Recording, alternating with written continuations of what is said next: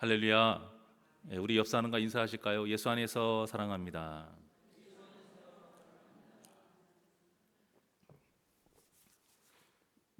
여러분은 다윗의 어떤 점을 대단하다 또 이렇게 인정하시고 참 그 다윗의 모습은 닮고 싶다, 혹시 이런 생각을 하고 계십니까?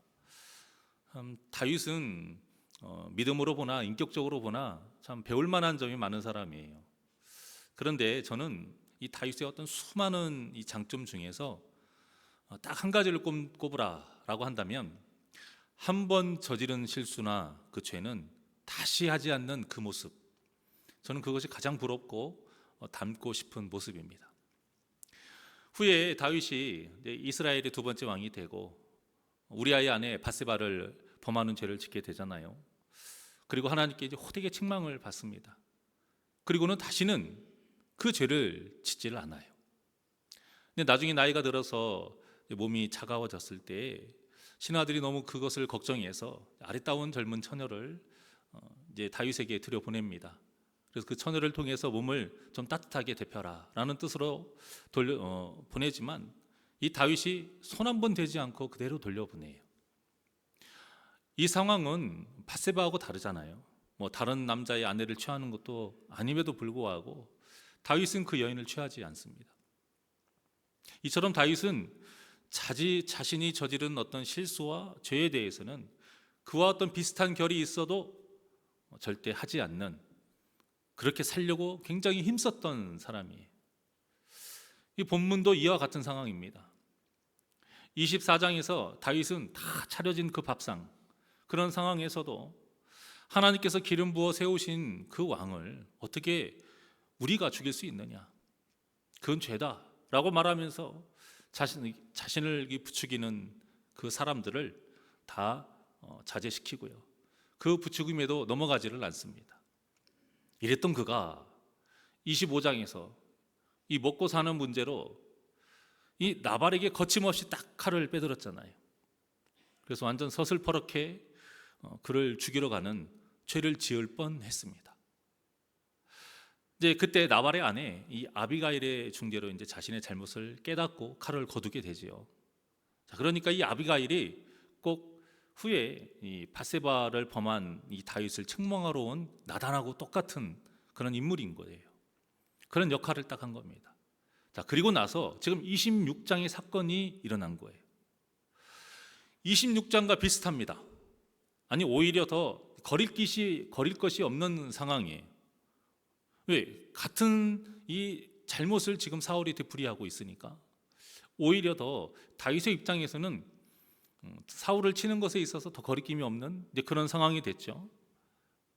근데 하나님께서 이 상황에서 어떻게 역사를 하셨냐면, 사울뿐만이 아니라 사울 곁에서 지켜야 하는 아브넬, 또 그 모든 상황을 철저하게 밤새워서 지켜야 하는 모든 병사들을 하나님께서 다 잠재워 버리세요. 같이 따라간 아비새가 이제 자기가 직접 죽일 거니까 말씀만 하십시오, 또 이렇게 부추겼습니다. 지금 이런 일이 처음도 아니고요, 벌써 두 번째예요. 실컷 자기가 잘못했다 이렇게 말하고, 또 다음은 네가 왕이 될 것이다 이렇게 하면서 돌아갔던 사울이 이제 약속을 어기고 다시 죽이러 온 것입니다. 이것만 봐도 우리 같으면 어때요? 괘씸해서라도 아비새에게 네가 대신 죽여라 이렇게 명령을 해도 충분히 납득이 될 만한 상황이에요. 모든 것이 다윗에게 흠이 없을 상황임에도 불구하고 다윗은 아비새를 말립니다. 그리고 다시 사울을 살려줘요. 이 모습이 아까 말씀드렸던 후에 늙은 다윗이 젊은 처녀를 취하지 않는 그 모습하고 똑같은 겁니다. 다윗이 이렇게 할 수 있었던 것은 그저 단지 믿음이 좋아서만이 아니에요. 25장의 사건을 통해서 깨달은 것이 있었기 때문입니다. 그러니까 25장의 사건이 갑자기 툭 튀어나온 것 같지만 그렇지 않아요. 정말 중요한 사건이고 반드시 필요한 사건이었던 거예요. 만약 이 사건이 없었더라면 다윗은 그 24장에서는 칼을 뽑지 않았지만 25장에서 그렇게 손쉽게 칼을 뽑아서 나발을 그렇게 다쳤다라면 26장에서 분명히 혈기가 올라와서 자신이 칼을 뽑았든지 아니면 아비새를 통해서 사울을 죽이게 했을 것입니다. 동기도 타당하고 충분히 그러고도 남을 상황이에요. 하지만 지금까지 하나님의 힘으로 살았던 이 다윗이 자신의 힘으로 살려다가 그 나발의 사건을 통해서 잘못된 것을 아비가일을 통해서 깨달았어요. 그래서 26장에서도 자신의 힘으로 죽이지 않고 하나님의 힘으로 그 사울을 다 맡기는 것이죠. 다시 자신의 힘으로 죄를 지으려고 하는 그런 잘못된 이 상황을 만들지 않은 것입니다. 자, 우리가 이 다윗의 상황을 정확하게 파악을 해야 오늘 본문을 통해 하나님의 뜻을 깨달을 수 있습니다. 본문의 상황을 쭉 훑어보면 시작이 어떻게 됩니까? 10사람이 다윗을 다시 사울에게 신고하는 장면으로 시작이 돼요. 벌써 두 번째 신고입니다. 처음 신고할 때는 뭐 이해는 가요. 그럴 수 있다고 쳐요. 이 사울의 입장에서 반역자이잖아요, 다윗이. 그런 다윗의 도움을 받았으면 같이 반역죄로 얽힐 것 같아서 그래서 다윗을 고발했다, 신고했다. 뭐 이것은 이해할 수 있다 칩니다. 그런데 지금의 상황에서는 10사람하고는 아무런 관계가 없는데도 이들이 사울에게 다윗을 신고했어요. 자, 왜 그랬을까? 그걸 보면 이 10사람은 현 정권, 이 현 정권인 사울의 편에 속했던 사람이었기 때문이에요. 다윗은 아직 정권을 잡지도 못했고요. 다음에 다윗이 차기 정권을 잡을 거라 어느 누가 생각하겠습니까? 당연히 그 사울의 아들인 요나단이 차기 정권 주자로 생각을 하죠. 다윗은 그저 지금도 반역자이고 앞으로도 반역자일 사람이에요. 그래서 이 10사람들은 어떻게든 지금 현 정권에 쫙 붙어서 더 잘 살기 위해서 원수인 다윗을 신고한 것이죠. 이처럼 영의 눈이 어두운 사람은요, 하나님의 그 은혜 받을 선택을 하지 못하게 되는 겁니다. 오히려 10사람이 다윗을 보호했으면 어떻게 했을까? 다윗에게 선대했으면 어떻게 됐을까? 후에 이제 다윗이 왕이 됐을 때 얼마나 많은 혜택을 받았겠습니까? 그러니까 이 영의 눈이 어두운 사람은 하나님의 은혜 받을 선택을 하지를 못해요. 그저 당장 육의 눈에 좋은 것, 내 손에 쥘 수 있는 것, 내 배를 배불리하게 하는 것, 내 주머니를 좀 빵빵하게 두둑하게 채워줄 수 있는 것, 이런 선택을 하게 되어 있습니다. 자, 그런데 문제는 그들만 잘못된 선택을 하고 끝나는 것이 아니라 이런 육적인 선택이 다른 사람에게도 악영향을 끼치게 된다는 거예요. 이미 사울은 엔게디 광야에서 다윗에게 목숨을 구원받고 뉘우쳤습니다. 그 뉘우침 가짜 아니었어요. 그 눈물도 가짜 아니었습니다. 그런데 아무리 그 뉘우침이 진심이라 해도 계속 사탄의 유혹에 노출되어 있게 되면 안 넘어갈 수가 없는 거예요. 그 증거로 딱 오늘 본문의 사울이 보여주고 있지 않습니까? 10사람의 신고로 사울이 얼마 전에 있었던 일을 싸그리 잊어버린 겁니다. 근데 물론 그 일 자체를 잊어버린 게 아니고요, 깨달았던 것을 잊어버린 거예요. 뉘우친 것을 잊어버린 거예요. 그래서 전과 똑같이 또 3,000명을 골라서 다윗이 있다는 것으로 지금 군대를 또 데리고 갑니다. 여러분 어떻습니까? 똑같이 비슷한 일이 반복되는 상황이지만 정반대의 모습을 보여주고 있는 다윗과 사울입니다. 이 두 모습 중에서 하나님께서 너희는 우리에게 어떤 모습의 선택을 할 것이냐, 지금 이것을 묻고 계시는 거예요. 사울이 선택을 한 이유는 간단합니다. 진실된 회개를 하지 않았기 때문이에요. 우리가 죄를 짓고 깨닫는 것은 굉장히 쉬운 일입니다. 또 그 깨달음 속에서 뉘우치고 눈물을 흘리는 것도 뭐 그렇게 어려운 일은 아니에요. 그런데요, 같은 죄를 짓지 않기 위해서 가던 길을 멈춰서고 다시 돌아오는 것, 돌이키는 것, 이것은 정말 어려운 일입니다. 자, 이것을 뭐라고 하냐면 회개라고 하는 거예요. 여기까지 해야 진정한 회개예요. 근데 우리가 착각해요.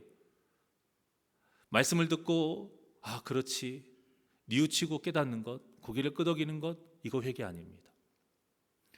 그 깨달음 속에도 눈물을 흘리면서 내 가슴을 치는 것, 이거 회개 아닙니다. 그 가슴을 치고 다시는 그런 삶을 살지 않기 위해서 어떻게든 내가 가던 길을 되돌아가는 것, 이것이 회개예요. 이 회개를 의미하는 히브리어가 슈브입니다. 슈브라는 것은 돌이키다예요. 돌이키다. 내가 지금 가고 있던 길을 정반대 길로 딱 돌아서서 다시 돌이키는 것, 돌아서 가는 것, 이것이 슈브이고 진정한 회개인 것이에요. 자, 그러니까 다윗은 이 슈브를 통해서 몸을 딱 돌이켰지만 사울은 슈브를 하지 않았어요. 뉘우치고 눈물은 흘렸지만 가던 길을 그냥 계속 갔던 겁니다. 돌이켰어야 되는데 계속 간 거예요. 그러니까 10사람의 신고에 바로 전과 똑같은 이 반응이 나온 겁니다. 그래서 우리도 이 사울과 같은 어리석은 삶을 살지 않으려면 진정한 회개가 필요한데요, 이 진정한 회개의 모습을 사도 바울이 뭐라고 했냐면 나는 죽고 주가 산다, 이렇게 말을 한 겁니다. 이 말은 내 힘으로 살지 않고 하나님의 힘으로 살겠다라는 뜻이에요. 내가 할 수 있지만 하지 않고 하나님께서 어떤 것을 원하시든지 그 원하시는 뜻대로 살겠다라는 뜻이에요. 그런데 하나님의 힘으로 살지 않고 내 권력과 능력으로 사는 사람은 겉으로 보기엔 참 대단해 보여요. 왕관을 썼죠. 마음대로 여러분 3,000명을 탁 내 군사로 이끌고 가는 게 얼마나 멋있습니까? 대단해 보이죠. 하지만 아무리 대단해 보여도 하나님이 딱 막으시면 답이 없는 거예요. 자, 본문만 해도요, 사울과 그 사울의 그 목숨을 걸고 곁에서 딱 지켜야 하는 이 사람들, 아브넬뿐만이 아니고 모든 군사가 어떻게 됐습니까? 잠을 잤어요. 그런데 이 잠을 잔 일이 하나님이 하신 일이라고 분명하게 기록되어 있습니다. 12절의 말씀입니다. 12절 다 같이 본문 12절 시작. 다윗이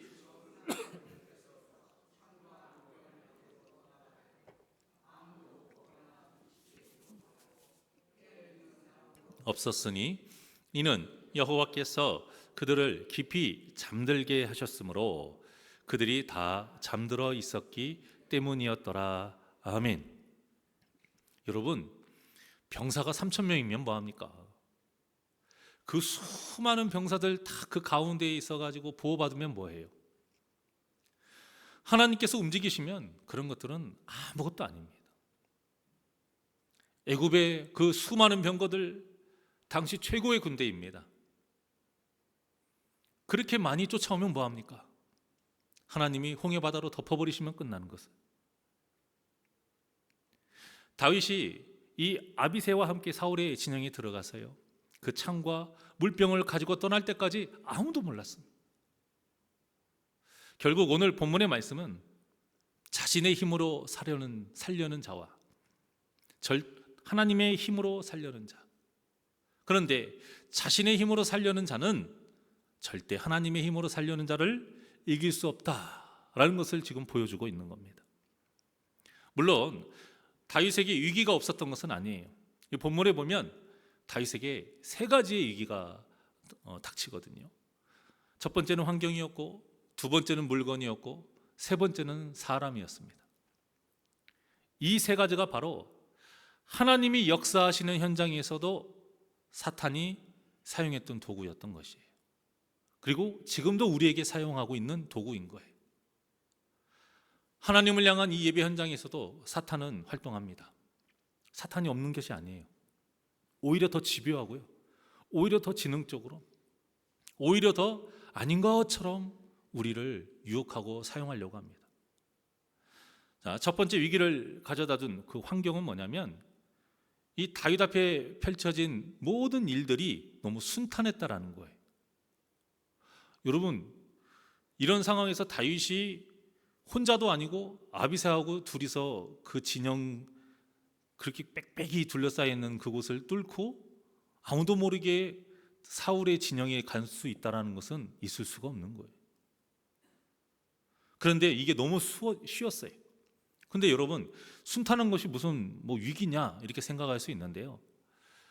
여러분, 문제가 없이 순탄한 환경에서는 사람이 무엇을 하지 않냐면 죄에 대한 고민을 하지 않아요.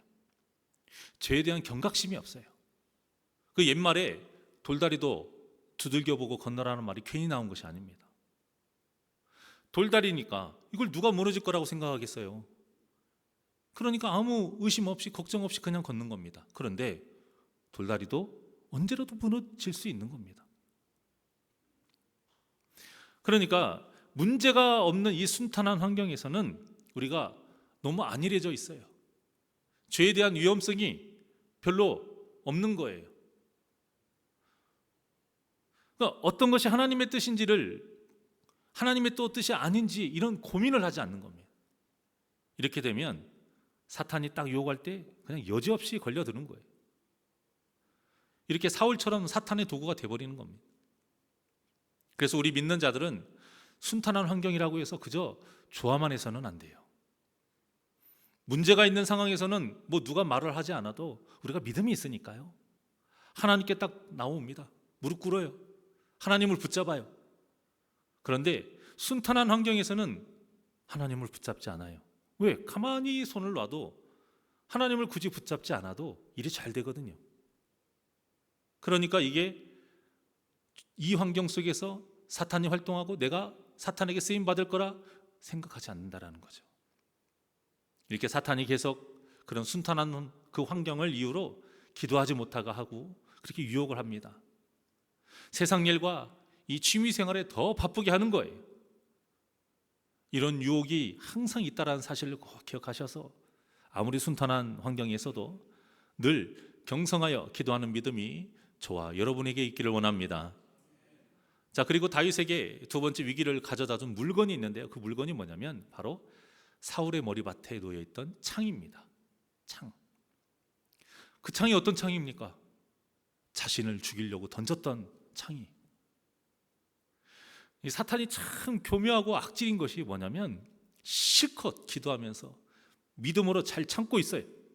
그런 성도에게 이런 식으로 그 사람의 감정을 탁 건드리는 불씨를 던져버리는 거예요. 그래서 폭발하게 만듭니다. 근데 의외로 여기에 넘어가는 사람들이 참 많이 있어요. 여러분들이 다윗이라고 생각해 보세요.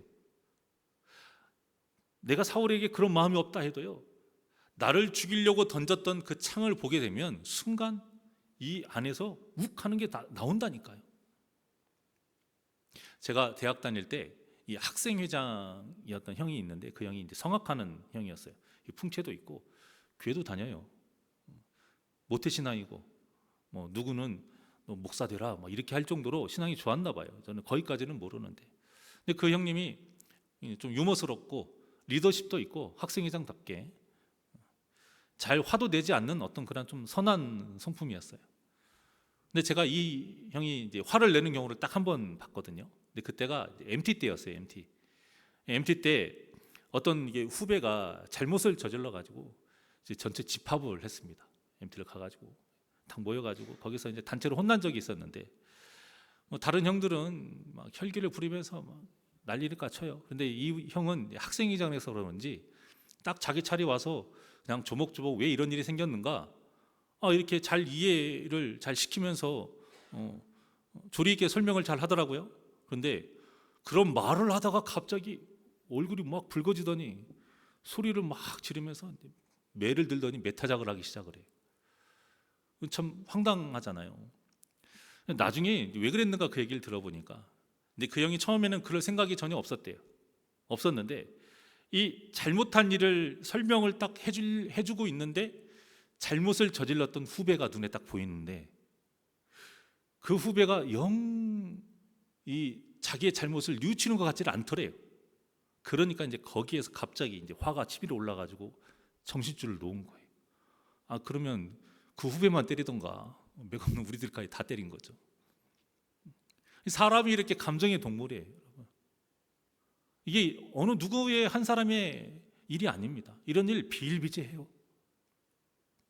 우리가 정말 예수를 믿지 않고 하나님의 말씀을 순종하지 않고 성령님에게 의지하지 않으면 이 사탄이 던져주는 이 감정의 이 불씨, 그냥 여기에 그냥 폭발하게 되어 있습니다. 그러면요, 이 사람이 주체가 안 돼요. 주체가. 자, 이렇게 감정적으로 주체가 안 되시는 분들 이야기를 들어보면 하나같이 하시는 말씀이 뭐냐면, 이 끓어오르는 분노를 분출하지 않으면 사람이 죽을 것 같더래요.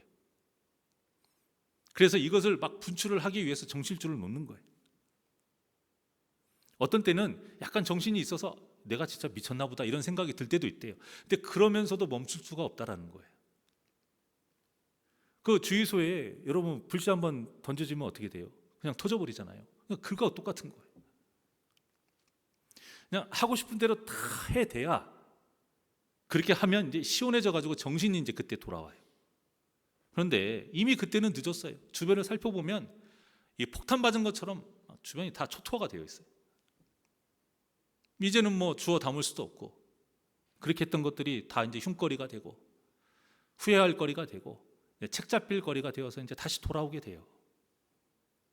그러니까 여러분, 지금 우리가 믿음 있는 것 같고 예배생활 잘하는 것 같다고 절대 안심하시면 안 됩니다. 모세를 보십시오. 얼마나 잘 참았습니까? 그렇게 잘 참다가 나중에 그 물이 나오도록 반석을 그 2번 치는 일, 그 처음 당한 것도 아니에요. 이미 전에 하나님의 명령으로 한번 쳤던 일이 있었어요. 그럼 똑같이 그 명령대로 해야 되는데 거기에 그 혈기를 참지 못해가지고 2번 치지 않았습니까? 하나님께 얼마나 책망을 받았어요. 그러니 내 믿음이 흔들리지 않고 굳건할 거라 속단하지 마시고, 어떤 불씨에도 그 작은 불씨에 터지지 않도록 내 마음을 항상 말씀과 기도로 다스리셔서 승리하시는 우리 복된 성도님들이 되시기를 원합니다. 마지막 3번째 다윗에게 위기를 가져다 준 사람이 있었는데 그게 누구냐? 바로 함께 진영에 들어갔던 아비새였습니다. 아비새는 그 다윗의 어떤 나랑 같이 갈 사람이 누구일 거니, 나랑 누가 같이 가겠느냐, 이 아히멜렉과 같이 이야기를 들었을 때 내가 가겠더라고. 그렇게 손을 들고 같이 함께했던 사람이에요. 이 겉으로 보기에는 아비새가 어떠해 보입니까? 다윗에 대한 충정이 대단해 보이고 참 용기가 있는 참 그런 참 대단한 사람처럼 보여요. 물론 그런 면도 있어요. 그런 면도 있는데, 하지만 이 같은 상황에서 이런 상황에서 아비새가 다윗과 함께 할 때 어떤 일을 했냐면 다윗을 충동질을 했습니다. 그것도 다윗에게 죽이라 하는 것도 아니고 어떻게 했어요? 허락만 해주십시오. 제가 죽이겠습니다. 뭐 2번 찌를 일도 없어요. 한 번에 제가 끝내겠습니다. 이렇게 충동질을 했으니 이 다윗의 입장에서는 어때요? 얼마나 솔깃해요. 그런 솔깃한 제안이, 내 손에 피를 묻히지 않아도 돼요. 또 이런 상황이 한 번도 아니고 2번째예요. 어느 누구도 자신을 탓하지 않을 상황이에요. 그러니까 이 아비새의 제안은 참 달콤한 제안이에요. 하지만 아비새는 이 말을 다윗을 위해서만 한 것이 아니에요. 정말 다윗을 위했더라면 그 엔게디 광야에서 사울을 죽이지 않으면서 했던 그 다윗의 말을 딱 기억을 하고 그냥 묵묵히 있었어야 돼요. 다윗의 뜻을 그냥 따랐어야 됩니다. 만약에 다윗이 칼을 들려고 했으면 오히려 그 상황에서 당신이 엔게디 광야에서 했던 말 있지 않습니까? 그 말을 해주면서 다윗을 말려야 하는 것이 진정으로 다윗을 위하는 행동인 것이죠. 그런데도 아비새가 이렇게 다윗을 충동질한 것은 뭐냐면 자신의 출세 때문이었어요. 이 아비새는 나중에도 나오는데요, 참 야망이 엄청 큰 사람이고 또 욕심도 많고 이 성격이 굉장히 급해요. 다윗과의 어떤 혈연 관계거든요. 누이의 아들이니까 조카예요, 조카.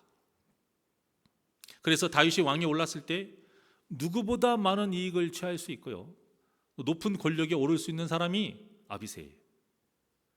그러니 지금 눈앞에 딱 잠들어 있는 사울이 어떻습니까? 자신의 출세를 위해서 굉장히 좋은 먹잇감인 거예요.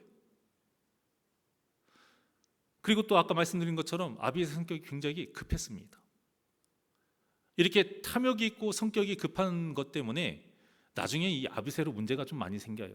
대표적인 사건이 뭐냐면 후에 지금 사울의 곁에서 잠들어 있는 아브넬이 나중에 다윗에게 투항을 합니다. 그때 다윗이 투항한 아브넬을 받아줘요. 그러면 거기서 끝인 거잖아요. 아무리 불만이 있어도 다윗이 결정한 것이기 때문에 어느 누구도 거스를 수 없는 거예요. 왕이 결정한 문제인데. 그런데 아비새가 집으로 돌아가는 그 아브넬을 쫓아가가지고 죽입니다. 왜 죽였습니까? 이유는 아비새의 아우가 있거든요. 아사헬. 이 아사헬이 전투하면서 아브넬에 의해서 죽임을 당하거든요. 사실 이것도 엄밀히 따지면 아사헬이 너무 넘쳐가지고 그랬어요. 근데 어쨌든 간에 뭐 아브넬이 죽었으니 아브넬이 원수일 수는 있죠. 그 이유 때문에 죽인 것 같아 보이지만 그 이유도 있지만 또 다른 이유가 있었는데 그게 뭐냐면 자신의 자리를 아브넬에게 뺏길까 봐. 그래서 죽인 거예요. 본문에서도 자기가 탁 찌르겠다고 말하잖아요.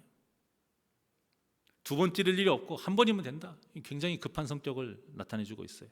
여러분, 우리가 이렇게 옆에서 부채질하는 사람이 돼서도 안 되지만 여러분 주위에 이런 사람이 있다면 정말 조심해야 됩니다. 우리가 이 귀를 즐겁게 해주는 그 말을, 사람의 귀를 즐겁게 해주는 그 말을 누군가한테 해서도 안 되지만 또 내 귀를 즐겁게 해주는 그 사람의 말에 따라서도 안 돼요. 그렇게 되면 반드시 죄를 짓게 되어 있고요. 그 죄값이 정말로 절대 작지 않습니다. 하나님의 심판이 굉장히 크다라는 것을 꼭 기억하시기를 바랍니다. 결국 같이 죽는 거예요. 같이 죽는 거예요. 그 사람이 나한테 폭탄을 안고 뛰어왔다라고 생각하면 돼요. 그러니까 다윗에게는 자기 목숨을 노리는 사울보다 죄를 짓게 지금 옆에서 부채질하는 아비새가 훨씬 위험한 사람인 거예요. 내 측근이, 내 가족이, 내 주위에 있는 내 친구가 더 위험한 사람이 될 수 있는 거예요. 영적인 문제에서 말씀드리는 거예요. 마찬가지로 내 마음에 상처를 준 그 사람보다 더 위험한 사람은 나를 죄를 짓게 내 귀를 즐겁게 하는 사람이다. 이것을 꼭 기억하셔야 됩니다. 전에도 제가 이 돕는 배필에 대해서 말씀을 드린 적이 있었는데 이 돕는 배필이라는 히브리어 단어가 세 가지의 의미가 있다고 제가 전했었어요. 하나는 동등하게 돕는 자, 하나는 은혜의 통로가 되는 자, 또 하나가 누구냐면 반대하며 돕는 자예요. 아담이 하와에게 이 반대하며 돕는 자 역할을 하지 못했어요. 하와가 그 사탄의 도구인 뱀에게 유혹을 당할 때 하나님의 말씀을 들었으니까요. 아담이 거기서 반대를 했어야죠. 너 먹으면 안 돼. 그때 아담이 어디에 있었습니까? 하와의 아주 어깨가 맞닿을 그 곁에 있었어요. 아주 가까이 있었어요. 그냥 모든 그 현장을 다 듣고 보고 있었던 거예요. 그런데 아담이 반대하며 돕는 자의 역할을 하지 못했던 거예요. 돕는 배필의 역할을 하지 못했던 겁니다. 그러니까 아비새도 마찬가지예요. 이건 반대하며 돕는 자가 못됐던 거예요. 오히려 이 반대하도록 분탕질하는, 아니 반대하도록이 아니죠. 죄를 짓도록 분탕질하는 그런 역할을 사탄의 도구가 됐던 것이죠. 엔게디 광야 굴에서 다윗을 통해 하나님의 뜻을 분명히 이 아비새도 알았습니다. 그렇다면 그런 일이 없도록 자기가 자기 뜻을 분명하게 세웠어야 되는데 자기의 유익을 위해서 하나님의 뜻을 어기고 다윗을 부채질한 겁니다. 믿음 있는 것 같죠? 충정한 신하 같죠? 아니요. 하나님께 지금 죄를 짓고 있는 겁니다. 그리고 같이 죄를 짓자라고 지금 유혹하고 있는 거예요. 이것을 우리가 알려면 어떻게 해야 되겠습니까? 내 귀를 즐겁게 하는 것에 현혹되지 않기 위해서 말씀으로 정확하게 분명하게 무장이 되어 있지 않으면 이런 분별력이 없는 거예요. 그런데 다윗은 이미 그 전에 나발의 사건을 통해서, 이 25장의 나발의 사건은 굉장히 중요해요. 나발의 사건을 통해서 같은 죄를 짓지 않아야겠다, 이미 깊이 깨달았어요. 그래서 아비새의 말을 듣지 않은 거예요. 여러분, 이 다윗의 믿음이 정말 귀한 믿음입니다. 이 귀한 믿음이 저와 여러분의 평생에 있기를 주님의 이름으로 축원합니다. 우리는 기억하셔야 돼요. 우리는 문제를 해결하려는 사람이 되면 안 돼요. 문제를 해결받는 사람이 되어야 돼요. 사울과 아비새는 어떤 사람이었습니까? 자기의 힘과 자기의 능력, 또 어떤 자기에게 딱 닥친 어떤 기회, 이것을 통해서 자기 힘으로 문제를 해결하려고 했던 사람이었어요. 하지만 다윗은 하나님의 힘으로 해결을 받으려고 했던 사람이었기 때문에 그래서 죄를 짓지 않았던 것입니다. 그래서 분별력을 가지고 그 믿음의 길을 굳건히 걸어갈 수 있었던 거예요. 그러니 내 삶의 운전대를 하나님께 맡기셔서 내 힘이 아니라 하나님의 힘으로 거룩하게 살면서 믿음의 선한 싸움에서 승리하시는 우리 복된 성도님들이 되시기를 주님의 이름으로 축원합니다. 또한 다윗과 같이 회개한 죄는 다시 짓지 않는 그 귀한 믿음으로 멋지게 구원의 길을 또 완주하시는 복된 저와 여러분이 되시기를 주님의 이름으로 간절히 축원합니다. 그래서 우리 이 뜻을 찬양하겠습니다. 주의 손에 나의 손을 포개고 모든 것을 주의 손에 맡기겠다. 이 뜻으로 우리 다 같이 찬양하겠습니다.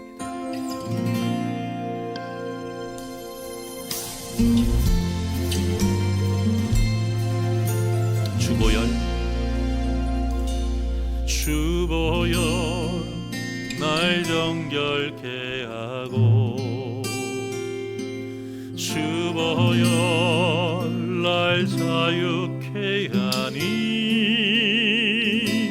주 앞에 나 예배하느니 시간 나의 모든 것을 주께 드리네. 주의 손 날 위에 지키셨고 주의 말 날 위에 박히셨으니 이제는 내가 사는 것이 아니요 오직 주를 위해 사는 것이라. 주의 손에 나의 손을 포개고 주의 손에 나의 손을 포개고 또 주의 발을 나의 발을 포개어 나 주와 함께 죽고 또 주와 함께 살리라.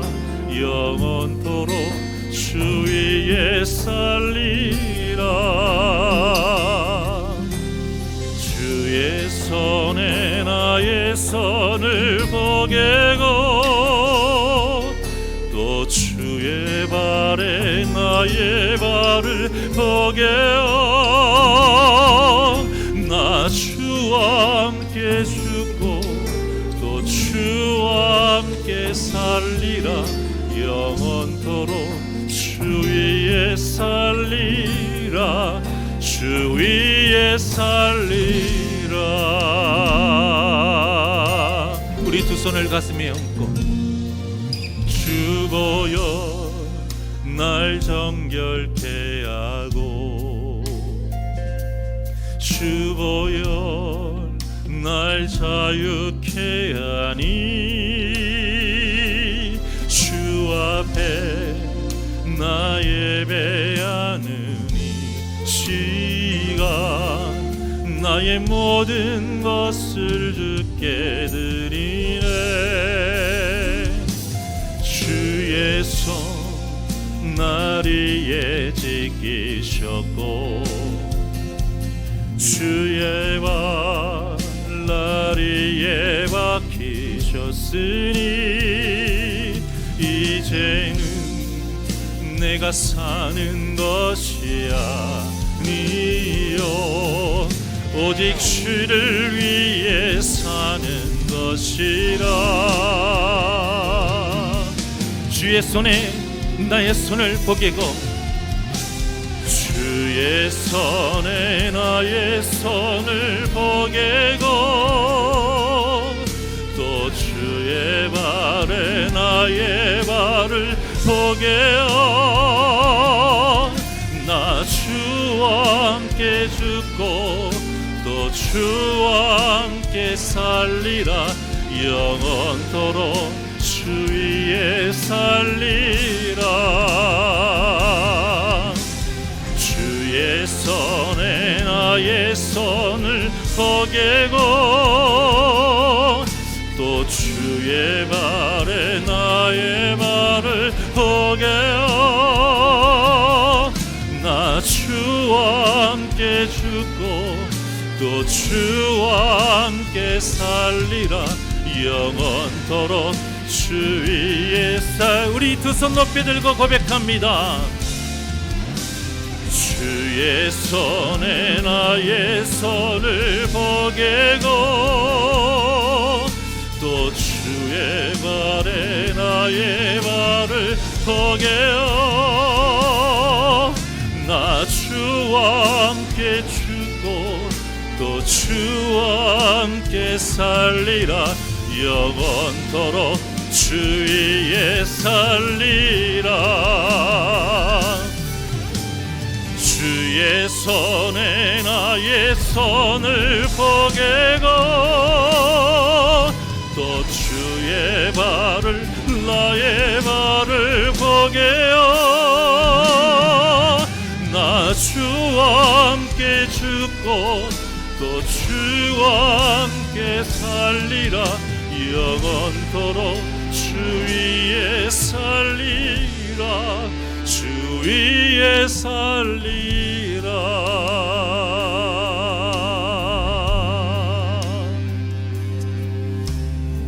기도하시겠습니까?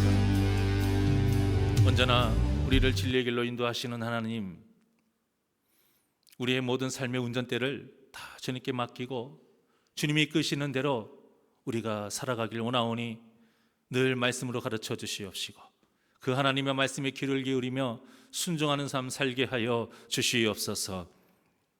이 다윗의 믿음과 같이 내가 지은 죄에 대해서 진실된 회개를 통해 다시는 그 죄를 짓지 않도록 믿음으로 몸부림치는 자 되게 하여 주시옵시고 어떤 환경에서도 늘 깨어 경성하여 기도하며 하나님의 뜻이 무엇인지 아무리 순탄한 환경에서도 그 뜻을 물으며 실수하지 아니하고 죄된 길로 걸어가지 않게 하여 주시옵시고 또 내 마음을 격동시키는 그 어떤 것에도 우리가 넘어지지 않도록 항상 기도하며 흔들리지 않게 하여 주시옵시고 또 내 귀를 즐겁게 하는 그 사람의 말에 현혹되어 하나님의 뜻을 잊어버리지 않도록 언제나 말씀에 귀 기울이며 사는 자 되게 하여 주시옵소서. 그래서 내 힘으로 문제를 해결하는 자가 되지 않게 하여 주시옵시고 오직 하나님께 의지하며 하나님의 능력으로 해결받는 자 되게 하여 주시옵소서. 감사하며 예수님의 이름으로 기도하옵나이다. 아멘. 찬송가 383장 하나님께 찬양 드리시고 축도로 예배를 마치겠습니다.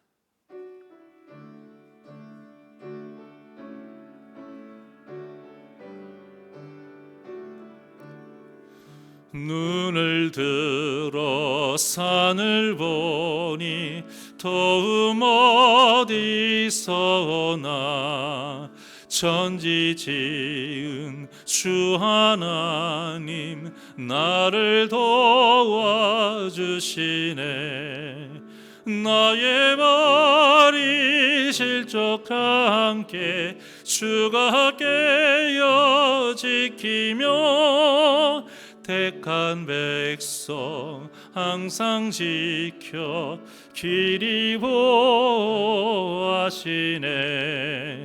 도우시는 하나님이 내게 그늘 되시리. 낮의 해와 밤의 달이 너를 상치 않겠네. 내게 월을 주지 않고 오늘 원하시며 너의 주를 지금부터 영영 인도하시리. 아멘.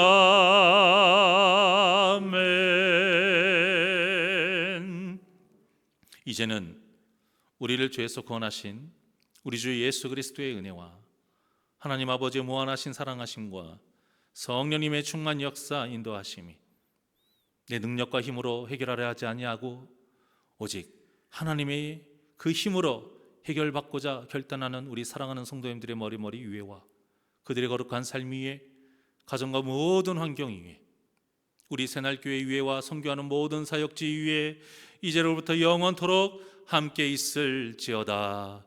아멘. 주님.